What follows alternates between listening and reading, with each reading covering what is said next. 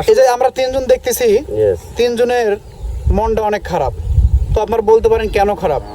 অবশ্যই কোনো কারণ আছে। কারণ হলো তিনজন মানুষটাই আমরা কিন্তু আর্জেন্টিনা দলকে ভালোবাসতাম, তাদের খেলাটা অনেক ভালো লাগতো।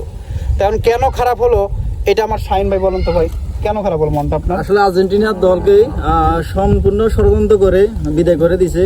আপনারা যদি দেখেন, রেফারি যদি দেখেন, অনেক একজনকে লাল কার্ড দিছে, কিন্তু অনেকে কিন্তু লাল কার্ড কিন্তু উপযোগী না, তাকে লাল কার্ড দিয়ে দিছে।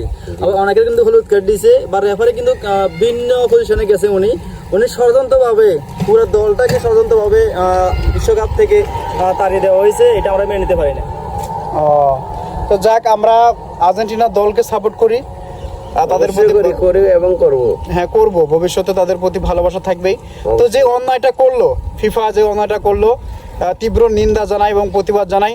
ভবিষ্যতে যেরকম এরকম অন্যায় যেন আমরা আর না দেখি। কি বলেন সোহেল ভাই?